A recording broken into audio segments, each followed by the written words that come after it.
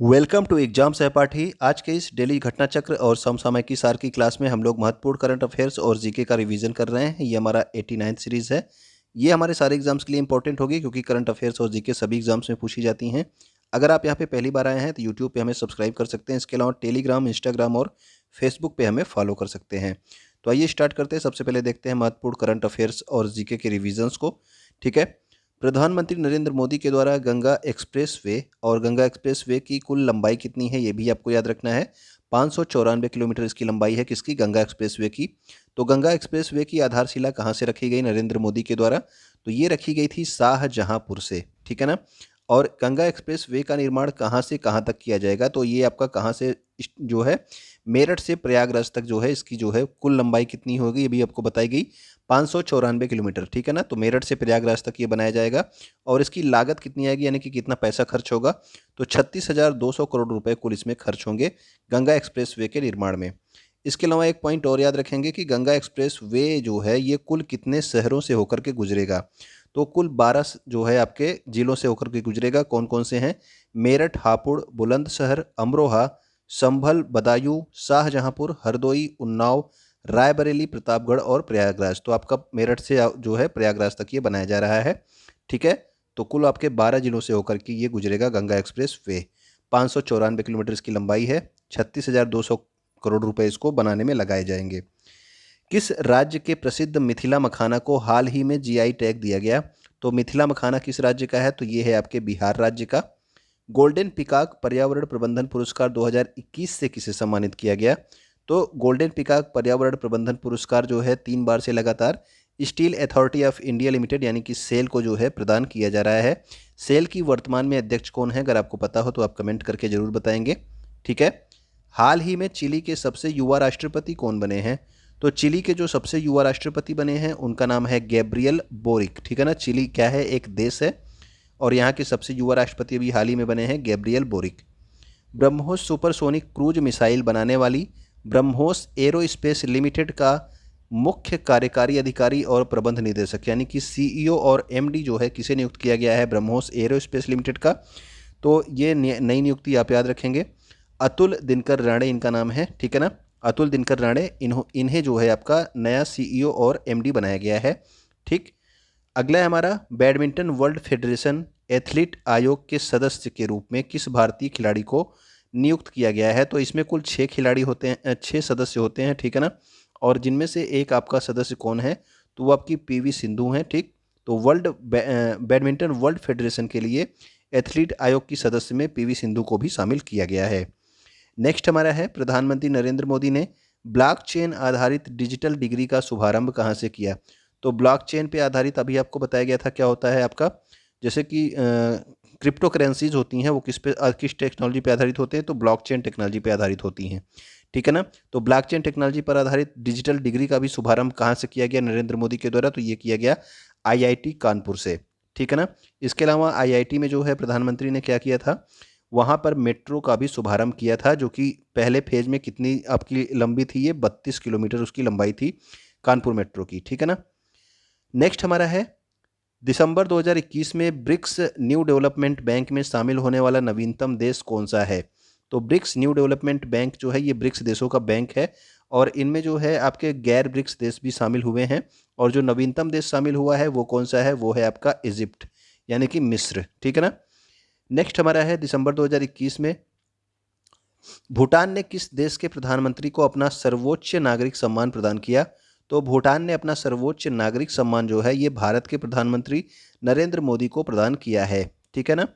Next हमारा है, भीतरकनिका राष्ट्रीय उद्यान किस जीव के लिए प्रसिद्ध है? तो भीतरकनिका राष्ट्रीय उद्यान आपके ऑलिव रिडले कछुओं के लिए प्रसिद्ध है। इसके अलावा अगर आपसे मैं पूछ लूँ कि गोल्डन लंगूर जो है, गोल्डन लंगूर के लिए आपका कौन सा राष्ट्रीय उद्यान प्रसिद्ध है?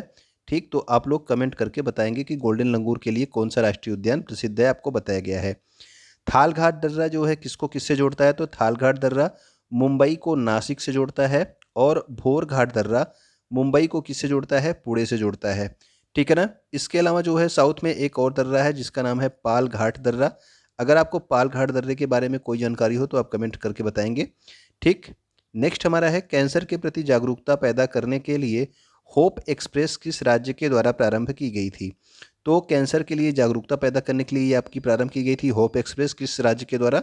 तो महाराष्ट्र सरकार के द्वारा। इसके अलावा महाराष्ट्र सरकार का अभी हाल ही में माझी वसुंधरा कार्यक्रम है। माझी वसुंधरा कार्यक्रम इसने किसके सहयोग से किया है? तो UNEP, United Nation Environment Programme के सहयोग से। ओके। उत्तर पूर्वी भारत में जल मार्गों की क्षमता के विकास के लिए कहाँ पर वाटर कॉन्क्लेव 2022 का आयोजन किया गया? तो वाटर कॉन्क्लेव 2022 का आयोजन क्यों किया गया है, ये भी आपको ध्यान रखना है कि उत्तर पूर्वी भारत में जल मार्गों की क्षमता का विकास करने के लिए। ठीक। और ये जो है कहाँ पे हुआ? डिब्रूगढ़, असम में वाटर कॉन्क्लेव 2022 आयोजित किया गया। किस राज्य ने अंबेडकर की जयंती को समानता दिवस के रूप में मनाने की घोषणा की है? तो ये आपका राज्य स्तर पर मनाया जाएगा समानता दिवस के रूप में। तो ये तमिलनाडु राज्य जो है क्या करेगा कि अंबेडकर की जयंती कब होती है? आपका 14 अप्रैल को होती है, और इस दिन जो है समानता दिवस मनाएगा तमिलनाडु राज्य। माउंट एवरेस्ट को फतह करने वाली एक पहली दिव्यांग महिला कौन है? तो पहली दिव्यांग महिला जो थी वो थी आपकी अरुणिमा सिन्हा। ठीक है ना। और पहली महिला कौन थी ये आप लोग बताएंगे। ठीक। और 1953 में आपके एडमंड हिलेरी ने क्या किया था? माउंट एवरेस्ट को फतह किया था सबसे पहले। ओके। एशिया में जो है, अब देखिए यहाँ अगर आपसे पूछ लिया जाए कि ये जो चोटियाँ हैं, अलग अलग महाद्वीपों की सर्वोच्च चोटियाँ कौन सी है? तो एशिया महाद्वीप की जो सर्वोच्च चोटी है वो तो है आपकी माउंट एवरेस्ट। ठीक है। यूरोप की जो सर्वोच्च चोटी है वो है आपकी माउंट एल्ब्रुस। ओके।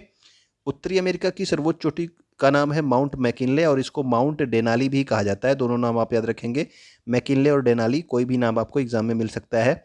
दक्षिण अमेरिका की जो सर्वोच्च चोटी है उसका नाम है माउंट एकांकागुआ, और अफ्रीका की सर्वोच्च चोटी का नाम है माउंट किलिमंजारो।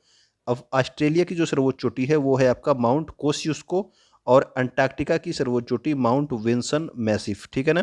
तो ये सारा स्क्रीनशॉट आप लेके एक दो बार देख लेंगे, आपको याद रहेगा।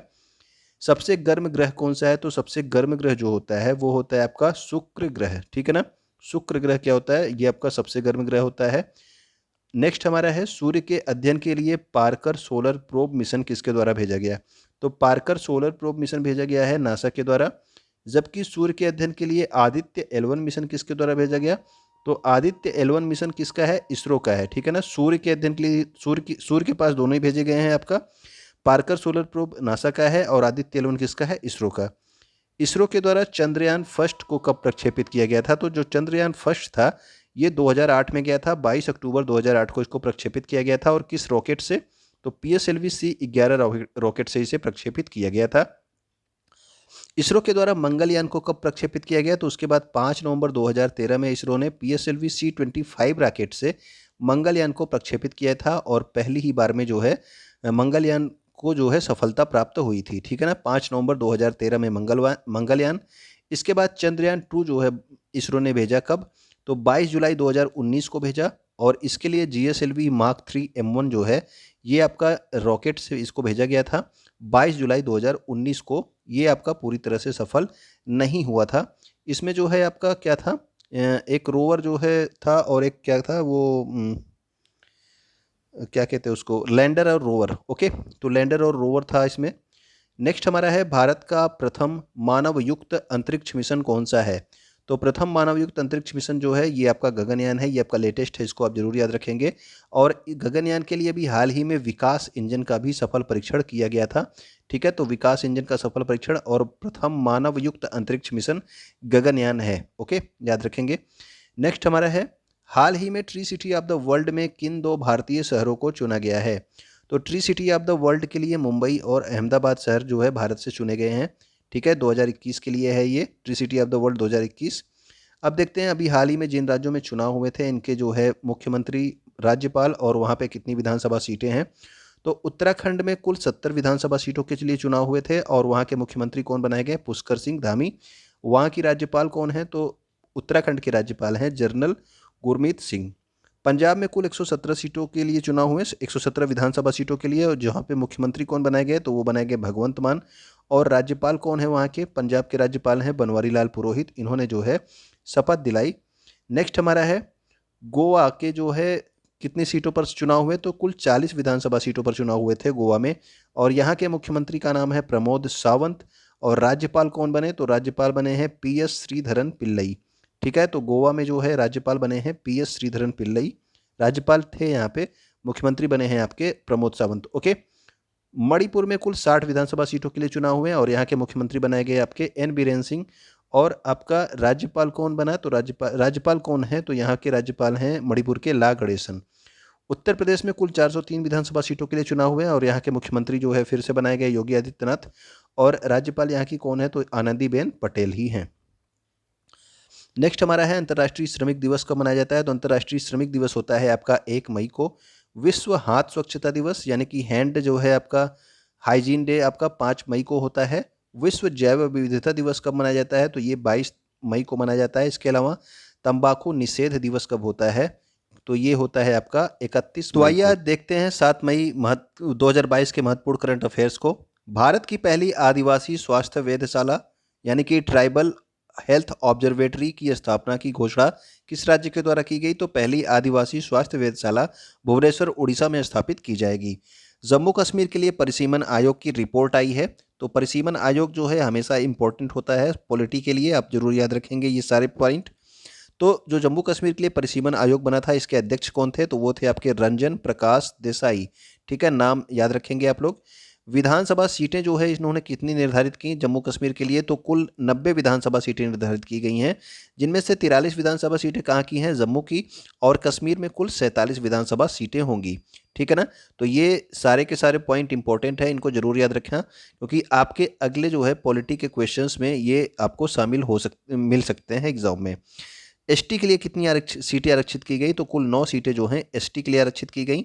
और संसदीय निर्वाचन क्षेत्र कितने निर्धारित किए गए, तो कुल 5 संसदीय निर्वाचन क्षेत्र निर्धारित किए गए। ठीक है ना, तो ये सारे के सारे पॉइंट आप याद रखेंगे। भारतीय वायुसेना के महानिदेशक निरीक्षण और सुरक्षा का पदभार किसने संभाला है, तो ये महानिदेशक किस क्षेत्र में निरीक्षण और सुरक्षा के लिए बनाए गए हैं, कौन है ये, संजीव कपूर। ओके, नेक्स्ट हमारा है 8000 मीटर से अधिक ऊंची 5 चोटियों पर फतह करने वाली पहली भारतीय महिला कौन बन गई हैं, तो पहली भारतीय महिला जिन्होंने 8000 मीटर से अधिक ऊंची चोटियों को फतह किया है वो है आपकी प्रियंका मोहिते। ठीक है, नेक्स्ट हमारा है मई 2022 में T20 क्रिकेट में सबसे अधिक अर्धशतक लगाने वाला विश्व का पहला बल्लेबाज कौन बना है, तो T20 क्रिकेट में सबसे अधिक अर्धशतक लगाने वाला पहला बल्लेबाज बन गया है आपका डेविड वार्नर। ठीक, शुक्र ग्रह के अध्ययन के लिए दिसंबर 2024 में शुक्रयान 1 मिशन भेजने की घोषणा किसके द्वारा की गई, तो शुक्रयान 1 मिशन तो आपका कौन भेजेगा, इसरो ही भेजेगा। ठीक है ना, दिसंबर 2024 में भेजा जाएगा, ये भी आप याद रखेंगे, शुक्र ग्रह के लिए शुक्रयान 1 मिशन। भारत का पहला फ्लो केमिस्ट्री टेक्नोलॉजी हब किस शहर में स्थापित किया जाएगा, तो फ्लो केमिस्ट्री टेक्नोलॉजी हब जो है ये हैदराबाद में स्थापित किया जाएगा। ठीक है, भारत का पहला घरेलू हाइड्रोजन ईंधन वाला इलेक्ट्रिक पोत किसके द्वारा तैयार किया जाएगा, तो कोचीन शिपयार्ड तैयार करेगा घरेलू हाइड्रोजन ईंधन वाला इलेक्ट्रिक पोत। ओके, तो ये हमारे महत्वपूर्ण करंट अफेयर्स थे। उम्मीद करता हूँ कि आपको चीज़ें अच्छी लगी होंगी, तो आप कमेंट करेंगे और बताएंगे। ठीक है ना, अपने दोस्तों के पास शेयर करेंगे, वीडियो को लाइक करेंगे। वीडियो को देखने के लिए आपका बहुत बहुत धन्यवाद।